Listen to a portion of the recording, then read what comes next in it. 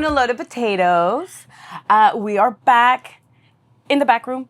I was like literally messaging people. I'm like, it got too hot, okay? Houston heat is crazy. The camera be dying. The camera was overheating. We thought it was wild. So we're like, whatever. We're moving it inside. So we're back here. It's nice and cool.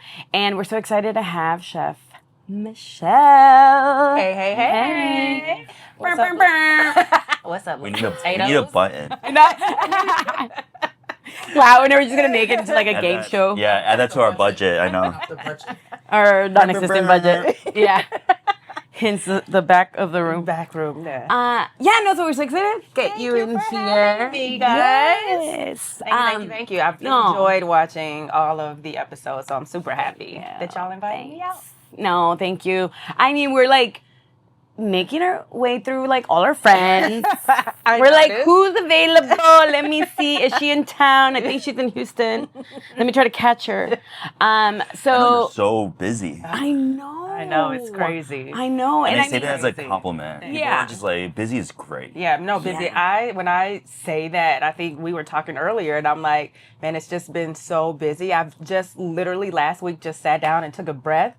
But I'm so grateful, to be this busy. Like, super grateful. Yeah. Exactly. I know people were just like, what do you guys do, this and that? And I'm like, I'm a little pooped. Yeah. I'm not gonna lie.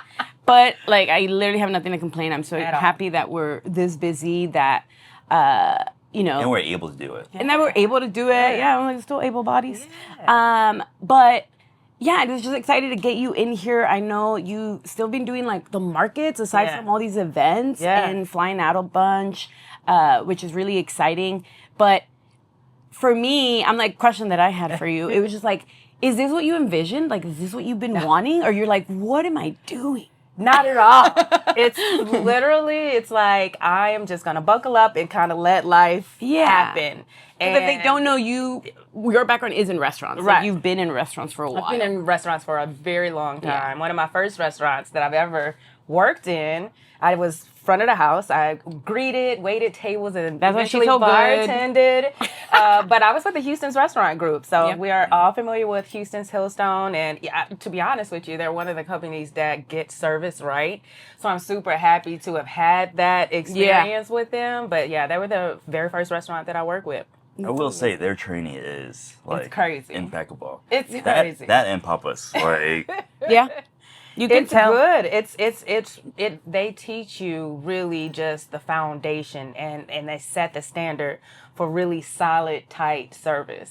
And if you can hire somebody who's worked in that group, that's usually is good. I don't know, but for the most part. So you said, I actually never knew that you worked front of house. So what made you go into back of house? When I just started cooking. I went to school, actually, and got my degree in healthcare administration. And I worked in that industry for a very short while, and it was just boring. Yeah, I couldn't. I'm like, that sounds so exciting. Not. The 9 to 5, I couldn't do it. It's crazy. Me and my sister, I would bug her all day long on instant messaging. If y'all can remember, back when Yahoo was like a thing, we would instant message. I mean, I would watch movies all the time. I was a terrible employee. I got my work done, but I was terrible. But while I was doing that, I was going home, cooking. It was an outlet for me. I enjoyed learning technique. I enjoyed ingredients. And I credit the city of Houston a lot, too, for really kind of teaching me culture, in a lot of different ways. Growing up in St. Louis, Missouri, I was used to we didn't go out to eat a lot. So I wasn't exposed to a lot of different cuisine. So I knew what my family enjoyed. But coming to Houston, cheap ass tacos. Yeah, you know what I'm saying? And they're good. Great. I was like, and great. African cuisine. This city has literally everything that you can enjoy, and so I just went buck wild when I started making grown up money. I would just I go out not, but I was just eating everything, and that really just sparked this interest in me with food. For sure. Yeah. No, I know. We say it all the time. I'm like, we're so lucky here, especially when we fly out to those beautiful towns that we get invited to have cool events. Mm-hmm. And then I'm like, what is there to eat here? I was like, what do you mean? They're like, well, there's these 3 restaurants that we recommend. I'm like, what? Here it's just like, man, you gotta gauge me a little bit. Like, yeah, what are you feeling, or what are you in the mood for, or is there something that you want to experience that you've never experienced? Because you're probably going to be able to experience it. We have the fortunate ability to have to hone it. Like, it's like, how do you want to hone your experience? Yeah. Like, you want to just hit up some good mom and pop, yep, some late night bites, or you want to Michelin it up. Yep, exactly. Now it's Michelin. Michelin's here. People always ask me all the time too. They're like, "Oh, don't you miss New York?" I was like, honestly, Houston has everything, and I was like, and it's more diverse than I ever expected it, and it's a pleasant surprise to me too. Like you were saying, like it's just there's so much culture. Yeah, absolutely. I was like, generations of families that had embedded their lives to Houston. I was like, and I think that's just so beautiful. I know, and I think it becomes our culture, right? Like it is just Houston. You're like, you got to be here to understand it. But also, it really just helps us in our food scene at least evolve, right? We have the mom and pops, but then as chefs, like it gives us the freedom to really create something that you might not find anywhere else because we're exposed to all of this. And it's such an easy access from not just like the restaurants, but all our specialty grocery stores. Yeah. I'm like, you just go to the store. They're like, well, the nearest, Asian product grocery store is far from here. And I'm like, oh, that's most times people are just buying stuff online to get delivered in, whereas we can experience it somewhat fresh, like from these grocery stores. For sure. And the stores are massive. I know. And we got they go all the way, baby. Space. I'm like, wow. So from front of house restaurants, where you're just like, I want to get back there. Yeah. You're like, how do I make that jump? How do I? Who helped me? Yeah. Trusted you? Yeah, right. Who trusted You're me? like, who gave that's an easy answer. To be 100% honest, Mark Holly trusted me. Okay. He, if you guys are familiar with who Mark Holly is, he is one of the first, in my opinion, African-American chefs in this city to actually operate on a super high level. And he was the one who trusted me. Now, this is a great story. He started me at dishwasher. Yeah, I'd be like, and I had to work. I was like, as you should. I did go to culinary school. If that gives me any leg to stand on, he was like, nope, to the dishwasher you go. So he started me at dishwasher, and he was like, he called everyone by their last names. And he goes, Wallace, this would be a great part of your story when you tell it. Oh. So see you in the dishwasher. You're like, thanks. Thank you. But no, it was, it wasn't my first time in a restaurant, but I understood why dishwashers, are the heartbeat of the restaurant. They can make a great be respected and you need to treated learn well. You know what I mean? Yeah. Especially these young cooks and chefs that especially straight from culinary school. They're like, I went to culinary school. Like so? I'm not gonna prep. I'm not gonna do this. I'm just gonna stand on the line. I was like, no. I was like, grab a broom. I was like, start fucking washing dishes. Dumb shit. I think it absolutely gives you a different perspective that should hopefully give you more respect for it all. Yeah, and know that it's a whole ass team. It's a whole ass team. It literally does not just lay on one person. Oh. Even as restaurants, it's like obviously like our restaurant, it's like, oh, Evelyn and Henry. And every time we get a chance and we're like, we credit our team. I was like, there's no way. Yeah. As talented as you might think, and as I myself think that I am, like there's no way I could make any of this possible 100%. If I didn't have a team that gave two shits. Yeah. Well, we could do this. Yeah. Because we have a team that we put our we're literally trust in the restaurant. Yeah. The restaurant's open in I was like, we operate knowing that we could walk away, on any When day. needed. It's like your cape is your team. It's like they make you this, the world sees you as the super chefs, right? Yeah. You're a superhero, and it's just like, no my team baby, is my cape. baby like, girl. you got me. Yeah, I know. So dishwashing first We're like, experience. We must humble you. Yeah. Started as a dishwasher, and then he moved me to Expo, which was a completely different perspective. Oh, absolutely. That's wild. Yeah. Dishwashers to Expo? Well, I think visually, it helped. One, reading tickets, like how do we read tickets, and then it was helping me also with the menu, visualizing and seeing how it should come out. And then he stuck me in garde manger, so it was salads and shucking oysters we did out of Garde Manger. We did desserts out of Garde Manger. And then I literally, so if you're familiar with the restaurant Peche here in Houston, it's a Tillman Fertitta restaurant. It's no longer operating, but I worked there in that last year that they were existing and literally got to like 5 stations in a year, less than a year. Oh, wow. So I like worked my ass off and like it was also crazy. like 5 stations. The restaurant has 5 stations. That restaurant was pretty big, massive, like back in the day, and it was one of those old form fine dining kind of restaurants. I mean, we wore the toque, we had the whole thing. It was like the whole. It was so. You know, it was in that era. You know, for sure. And those are great kitchens to grow up in. I was like, you don't see that a lot. Anymore. No, we're too cool for school these days. You know what I mean? Like in the best way possible. Yeah. And I love it because we get to show our own personality in that way. For sure. Oh wow, that's so cool. Look at that. So he took a chance. Fun fact: Tiffany Deary worked under him. If y'all didn't know. And I thought, that was a cool fact. They did a dinner together a couple years ago, and so it was cool to see that. Yeah. And she used to come in. He used to be like, Tiffany, dear. He's always compared me to Tiffany. Always. You're like, thanks. To this day, people still call me Tiffany Deary. No. You're like, I was going to witness it, but I'm like, no. I know. People are the worst. People are the worst. And I walk away. I love it. And I love Tiffany, so. You're like, there's worse people you could compare I should really call her and be like, we have to cook together to let people know that we are 2 different people. Yeah, I know. You're like, do you see us next to each other? Yes. It's real here. And then they're going to be like, no. And they're like twinning. And they're like, no. Oh my God. Still won't believe you. Oh, that's amazing. Yeah. But obviously, and then I know right before you went into pop-ups and stuff, you were at Gatlin's, right? Yes. So we went in barbecue. Yeah. That's when I started to know more about you and I met up a couple times and obviously a lot of crossing paths here in the city. And so I was just like, I'm like, this barbecue girl. and I didn't know all that behind it. I was just like, this girl's just killing it with barbecue. But do you have a great time? I mean, I love Greg. He's awesome. Greg, hung out with him a couple times. And the Gatlin family, they are very nice people. And I'm super appreciative because, they shared their stage. Here it is. They were one of the first barbecue joints to even do this craft style barbecue and really take it on to a next level. And so for them to like, hey, come on in. We need some help with like organizing some of the kitchens. We want to do more, having some fresh takes.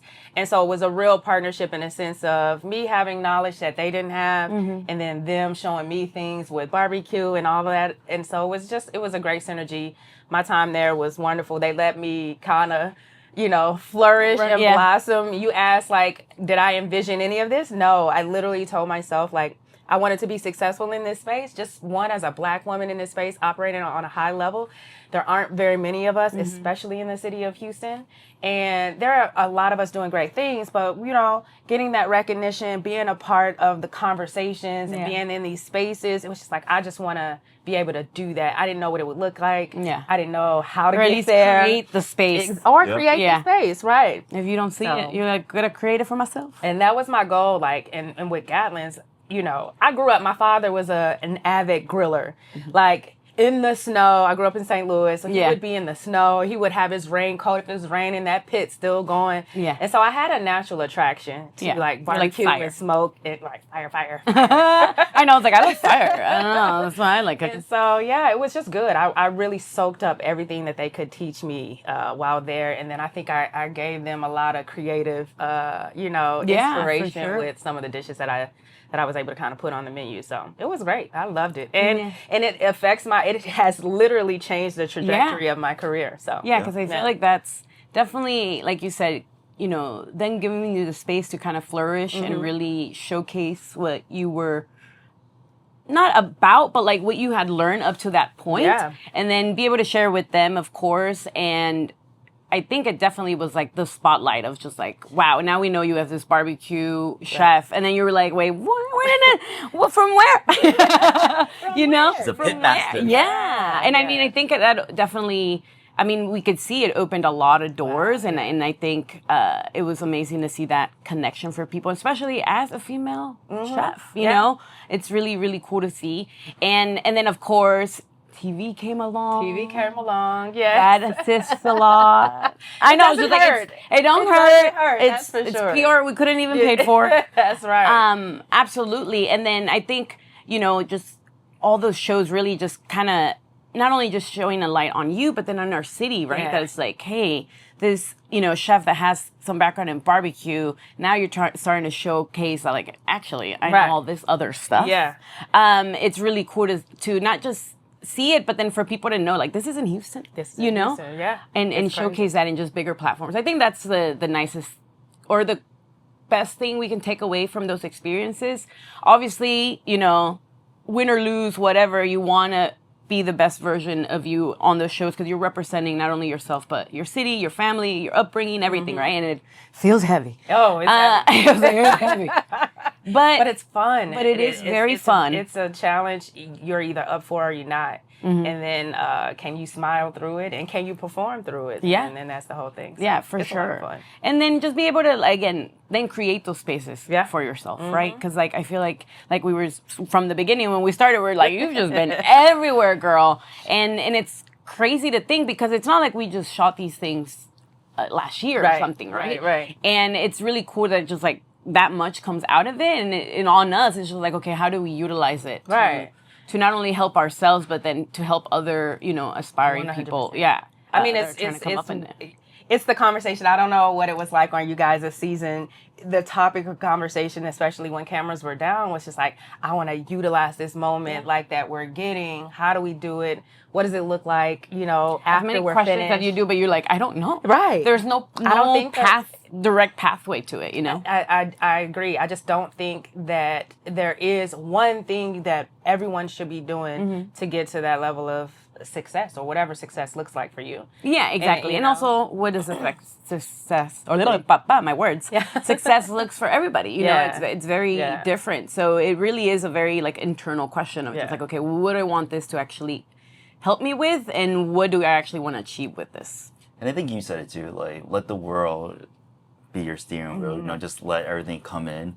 I was like, it's because you don't know what's going to happen. Like, you don't know who's watching you. I was like, all of us, you don't know, like, what's going to happen the next day and everything. And so many things have opened to us, and I've seen to you by just being open to it all. 100%. Just being. Yeah. I'm like, great. I was like, I was just sitting here, but okay. And just bam. I feel like if you're too defined, like, I mean, and maybe that can work, but for me, I just, open is the way to be. I don't want to be like, I only want to do this, and this is what I need to achieve, because like what you said, things will pass you by. I am working on my very first barbecue festival that's located in Wisconsin, and never in now we're talking about it. I'm like, now we're talking about it. Sorry. We are talking about it. Okay, good. Never in a million years that I think I would be planning a barbecue fest in Wisconsin. Like, it just, none of these things or types of things would happen if I just were just like, oh, I'm just gonna work my markets and that's it. Yeah, you know, sure. They love you over there. Wisconsin loves you. Yeah, they love you over there. I know. I'm going there a lot. I'm going there next week. So hey. Nice. No, we have some promo stuff for the festival to do, but I mean, I guess I won the very last fan favorite of Top Chef that they ever got out. Because they just took that off with we're like, excuse me. They literally, I mean, this is inside scoop. They literally looked at us and said, you guys made too much money. We're not doing fan favorites. What? Yeah. What does that even mean? In the season, we just made too much money. Well, there was more money. They had more money in their, like, quick fires when you're trying to, everything had more money connected. Yeah, and then we're just like, okay, but we still want to know who's fan favorite. Don't give me money. Yeah, I was like, we don't need the money. We just want the bragging rights. That part. You were the last one, yeah. I am the last fan favorite. We need internally, that is our topic of conversation. We're just we're like, it would have been me. It would have been me. Yeah. I was like, who are you? I was like, you threw my shit away.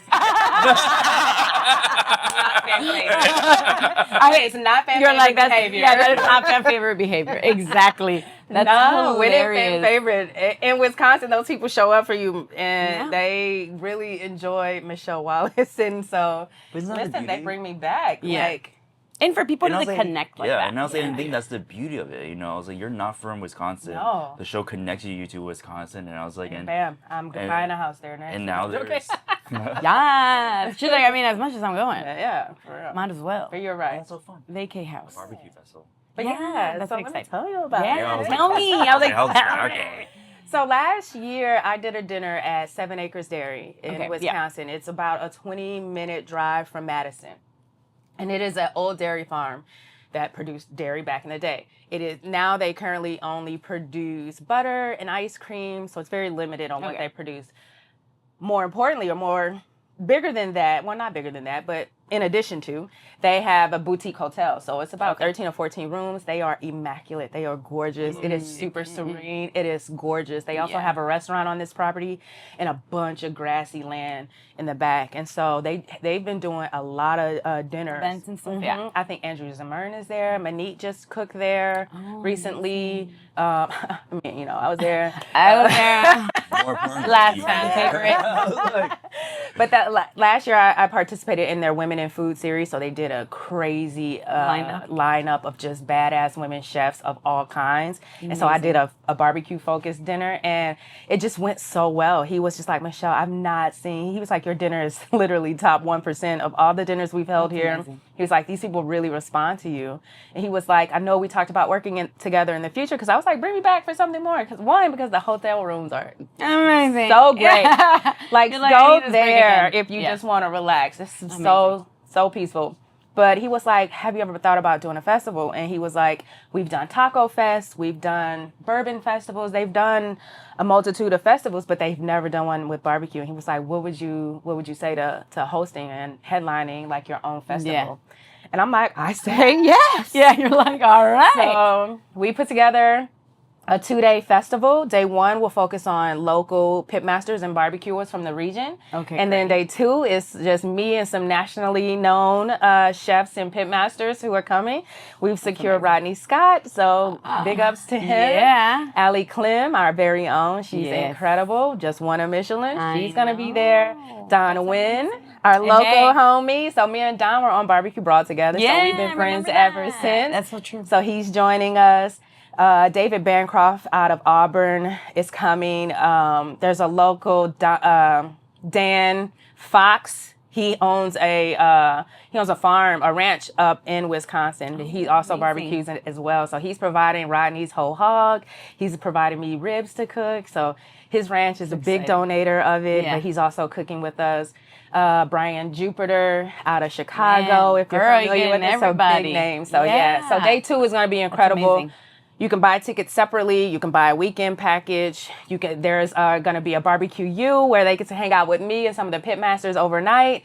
We got some bourbon coming in for that. Yeah, that is a thing. So you can watch Rodney work like in the middle of the night. You can watch Allie and Don and everybody cooking in the middle of the night, so we could hang out for a couple hours, and then we'll talk all things barbecue, from types of pits to types of wood to equipment to just fun conversation while sipping on some bourbon. We're going to have some light bites during that time. So I think it's only 12 spots for that. So if you're interested, look into it.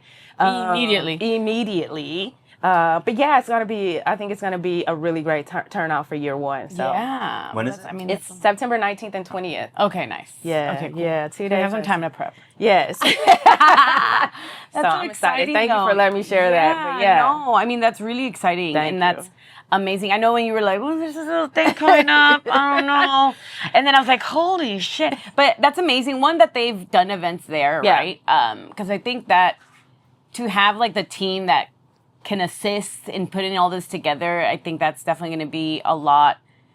Just like mentally being like, okay, I could do that. Yeah. You guys know what you're doing, right? Right. Yeah. Partner with someone who knows what to do. And the to your point earlier about connecting with these people, literally, like once we announced and word got out, people start throwing stuff at us. Like, there's a bunch of local ranchers. Like, please use our brisket. Absolutely. I mean, it's Joe Thomas from Hall of Fame Beef is supplying Allie with her brisket. So it's not like we're like hitting up Cisco, no offense, sorry. But I'm just saying we're really sourcing sourcing good products from local people as much as we can. And I really truly take pride in being able to do that. Appreciate Cisco, and then they assist a lot and stuff. But also, you do want to assist the small ranchers and stuff like that like don't have the platform that Cisco has, and they, this is going to it's a huge platform once you reach out to a bunch of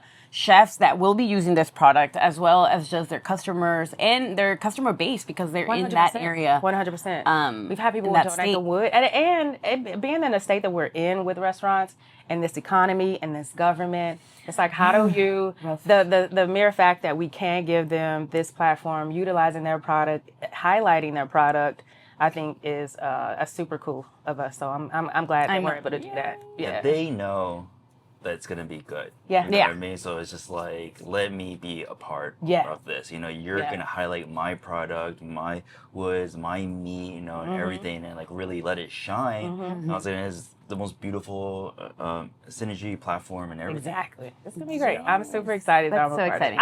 I know. See, and then like it's crazy, like that like step right from going into barbecue, knowing you enjoyed something about it, but like how much that experience has just connected so many dots for you now. You're like, I don't know. I was be in barbecue first of all. I was like, let's start there. I was so nervous because it was like, here it is.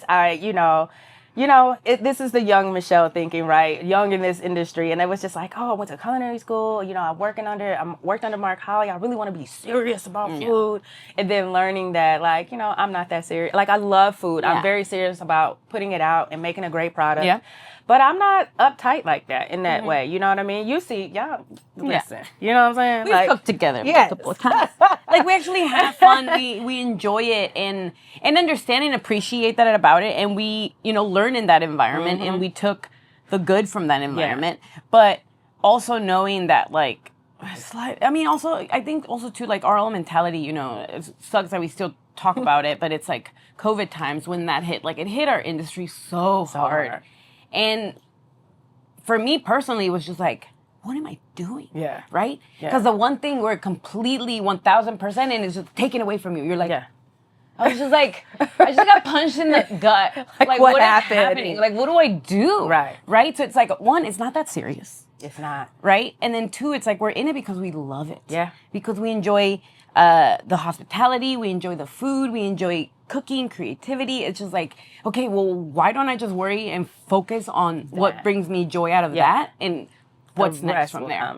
The rest will come. For sure. This has to be a passion project. It's something that I tell young cooks and everything. I was like, you have to have passion for it. And passion doesn't mean that like you come in and you have a shitty day and you just hate it. I was like, because you take the good and the bad, because at the end of the day, like, there's passion behind it, whether washing fucking dishes or cleaning the floor and everything. I was like, it all serves a greater purpose in everything that we're doing, and the quality that you want to put out there. I was like, Ed, you're absolutely right. I mean, like, we try not to be uptight. I was like, we care about what we do, but it's just like, and it is food. Like, it's food. We want you to enjoy it. Right. Like, and that's the end I just really want to have put a great experience. Exactly. I just want to put out good ass food.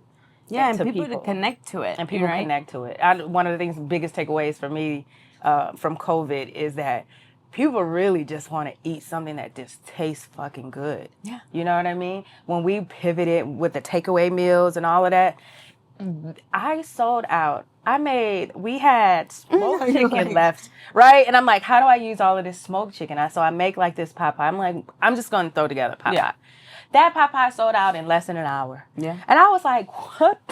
Here it is. I'm trying to. Oh, you're working so hard on this freaking chicken. Right. I'm like putting together these crazy ass specials that were delicious. Yeah. But like all people really want is chicken pot pie. Yeah. You know what I mean? Like good chicken pot pie. And that for me is a point that I will always go back to. People want these amazing experience that our city has a shit ton of great chefs who are doing some really cool stuff. But at the end of the day, ultimately, they just want a really good chicken pot pie. Yeah, it's crazy. And I really appreciate, especially during the COVID time, and even now, it's like we have here in Houston, and I'm sure you felt it too, but like the amount of support that actually come out where there's 100 degrees outside, there's a tornado happening. Hurricane. Tornado from the left field. Yeah. And they will defend us. Yeah. Like to no end. And it's such a beautiful thing to you know that you have a city like behind. Agreed. I think it's definitely a two-way street. Seeing like what you guys do to give back to the city. I was working at Gatlin's through a hurricane where we were literally up for like 3 days smoking meat to donate. You know, there are so many other chefs in our city who just go above and beyond to make sure that the constituents of this city is held down with good food. And I love to see that it comes back to us. From my farmers markets that have a line down the street to you guys, you know, selling out and, you know, every day, but having booked, you know, seats in the restaurant. Like, I think it's just a cool dance that we as chefs do with the audience. Absolutely. And I think it's just, again, making good food, actually being passionate about it, caring, and people connecting to that, because we do have all these platforms now. Like we have this podcast, we have the social media, we have all the things, but it's a little bit easier to connect with people, but also it's like, you know, what are we actually putting out there and what does this actually mean? You know, is this actually for good? Right? And at the end of the day, that's all our hope, right? That like people connect to our food, connect to what we're doing, but we want to help our community. We want to help our friends, our family. And I think that's one of my favorite things, and why I'm always like, Houston, hell yeah, we're from Houston, is that our community is that tight and we really do care about each other. And we say it all the freaking time. We're like, there's room for everyone. It is. There's literally room for everyone. There is. People try to get us to talk shit, and like we say what we want to say, right? Most people when like, you know, when Emma opened up, when Agnes opened up, they're like, oh, like that's competition, and we're like, no. I was like, that just means more eyes in this neighborhood. More people. This become a destination. I was like, so more people want to travel here because there's so much to do. More people want to live here because there's so much going on in your neighborhood. And I was like, and then we have more options. And we eat well. That's hard. I was like, aside from that, you know, as much as we want to eat our own food, so I'd rather go somewhere else. I'd rather come to June for dinner than to be at home cooking. Than be at home cooking. I know, we're too spoiled. But no. When people show up here on Tuesdays, I'm like, Emma's Emma's there. I was like, Agnes right there. Right here, they're over for lunch. I was like, you know what, yelling at me. I was like, I'm closed today. We call it the Lord's Day. Like, don't bother me on Tuesdays, okay? I am available, but please. But no, we want to thank you so much for coming in. Thank you. It was awesome to just chat. Like I said, she was just like, do I need questions? Like, what do I need to prep? I'm like, no, just want to hang out. It's really us to catch up because honestly, like, I have not seen you in a long, a few weeks. We're actually friends, right? Yeah. But like, when do we actually get time to just sit down and have a 30-minute conversation? We don't. You know, we really honestly literally don't. You know, we see and I events and stuff. We're like, hey, okay, bye. Oh, great. So you asked us why would we do this, and I'm just like, we're catching up for that. And I was like, for that, we want to have like real conversations. No, well, thank you so much, and I love y'all both. We love you, and you're doing amazing things, and I'm so excited for you. And this freaking barbecue festival, we need to figure that. Maybe I'll send you the information for sure. You can either hit my website or go over where can we go find everything? Exactly. Fire and Smoke BBQfest.com. We're going to write this on there. It's the Sugar River Fire and Smoke Barbecue Festival. But nice. we'll get all the links attached. Okay, nice. And then I just have one more question before we go. Yes. Before Michael kills me because he's like, you're taking too long. How do you like your loaded potato? Oh, how do I? I love my loaded potato all the way. Everything. It's butter, of course, has to go first. It has to melt in there, and then I have to season it. You have to put the salt and pepper in there. Yes, right there, and mix then it you know what I'm saying. You gotta get make sure the salt get in there. Mm-hmm. And then it's cheese because it has to be warm enough to melt. There's layers to this. Yeah, there's a whole science. And I love that you love lovely potatoes as much as I do. I do, in all forms. Yeah. But yeah, I love it. And then cheese, bacon, a shit ton of scallions, and then sour cream. Yeah. I know, I do love a lot of scallions too. Yeah. Because that's like your crunch. Yeah. And it's like fresh because everything's like cheesy. And there's something just about potato and onion that just, for me, is... No meat? Barbecue? Yeah, you can totally have it. That's just like icing on the cake. The judgment from left field, like out of nowhere. No, me from the barbecue. It's like, that's relax. how I like mine. You're like, relax. That's hilarious. No, I love that question. Yes. Yeah. I know. No, thanks. No, that's definitely how I like mine too. I was like, I love a shit ton of scallion or red onion because I like it that it's like really it's spicier than scallion. But yay! Now we know the secrets, guys. Yes. In case you ever want to make her a loaded potato, now you know how to do it. Exactly. Awesome. Well, thank you so much for being guys here. for having me. We love you, and we'll see you soon. Yeah, for sure. Obviously. Bye, guys.